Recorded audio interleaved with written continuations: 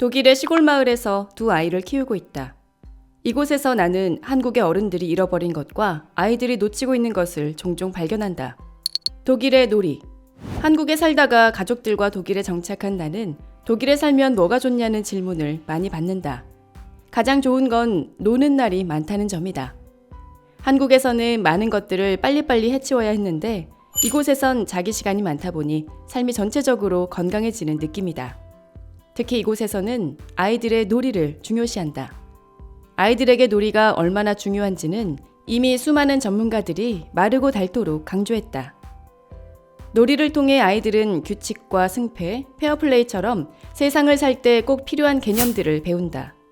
또한 자신의 주장을 펼치는 법과 친구 사귀는 법을 연습한다. 수없이 지고 죽었다가 살아나며 항상 내가 승자가 될 수 없다는 인생의 담백한 진리를 배운다. 이런 경험을 충분히 해보지 않은 아이들이 세상에 나가서 패배하고 좌절하면 그것을 무난히 극복할 수 있을까? 아이들을 놀게 하기 위해 꼭 키즈 카페나 잘 짜여진 놀이 프로그램이 필요한 것은 아니다. 놀이터가 있는 초등학교와 공터에 재활용품을 잔뜩 갖다 놓은 초등학교를 비교했더니 후자 쪽의 아이들이 더 놀이 시간도 길고 활동성과 창의력도 뛰어났다고 한다. 놀이를 위해서 꼭 큰 돈을 쓰거나 설비를 근사하게 갖추지 않아도 된다는 말이다. 아이들은 그저 놀 공간과 시간만 주면 알아서 잘 논다. 창의력을 키우는 건 창의력 학원이 아니라 극도의 심심함이다. 독일에 와서 처음 파싱이라는 축제에 갔을 때 정말 좋았던 것은 백발의 할머니와 할아버지들도 코스튬을 차려입고 춤을 추며 즐기는 모습이었다. 어른들이 즐기지 못하는 사회에서 아이들이 편하게 놀 수 있을 리 없다. 그러니 어른과 아이가 함께 마음껏 놀 수 있으면 좋겠다. 독일의 성교육. 독일의 미취학 아동들이 보는 아기의 탄생과 관련된 그림책을 열어봤다가 깜짝 놀라서 덮은 적이 있다. 채모를 비롯한 성인의 벗은 몸이 적나라하게 표현돼 있었고 수정 과정 역시 정자와 난자가 만나는 수준이 아니라 사실적인 성관계의 모습을 보여주었다.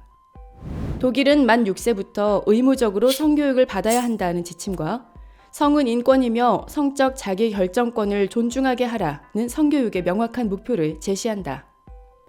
초등학교 저학년 때는 성에 관련한 기초 상식을 배우고 일상 속의 아동 성폭력에 대비하는 교육을 받는다. 6, 7학년이 되면 성병과 피임법을 구체적으로 배운다.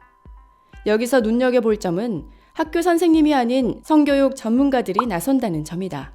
아이들이 선생님에게 성에 대한 고민을 자유롭게 말할 리 없기 때문이다. 독일 성교육은 아이들이 편하게 말을 꺼낼 수 있는 환경을 만드는 것을 가장 중요한 요소로 꼽는다. 아직 몰라도 돼. 커서 뭐가 되려고 벌써부터 이래? 궁금해서 물어봤는데 이런 대답을 듣는다면 아이들은 수치심을 느껴 죄의식을 품거나 몰래 알아보려다가 왜곡된 정보의 바다에 발을 담그게 된다.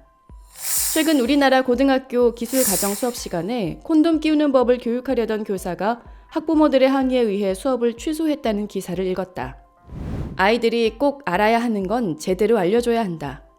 성 문제도 정확하게 알려주고 책임감을 강조하는 편이 100번 낫다. 성교육은 삶이 다양하다는 것을 가르치는 것, 생명과 인권의 소중함을 깨우치게 하는 것이다. 좋은 성교육만으로도 열린 사회를 만들 수 있다고 생각하는 독일의 태도에서 나는 조그만 희망을 본다. 경제관념. 우리나라는 돈이 대접받는 사회다. 부자가 되고 싶다는 아이들에게 이유를 물어보면 대부분 이렇게 대답한다. 돈 많으면 하고 싶은 거 다 할 수 있잖아요. 우리는 아이들과 돈이라는 개념에 대해 생각을 나눌 기회를 충분히 가지고 있을까? 아이들을 사회로 내보내기 전에 경제관념을 심어줄 수 있는 가장 일상적인 방법은 용돈을 주는 것이다. 용돈을 쓰며 아이들은 소비와 경영의 경험을 쌓을 수 있고 소비하는 행위를 통해 취향을 만들 수 있다. 내 돈을 타인에게 쓰며 행복해지는 경험을 함으로써 관대함을 연습할 수도 있다. 아이들은 자라며 근사한 물건들에 혹하게 될 것이다.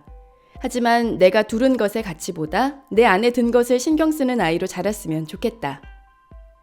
부모가 더 넓게 시선을 확장해 나가며 아이의 나무만 보게 되지 않기를, 아이라는 숲을 울창하게 키울 수 있기를 바란다. 아이를 성장시키는 12가지 철학 수업. 아이라는 숲. 이 콘텐츠가 도움이 되었다면 구독과 좋아요를 눌러주세요.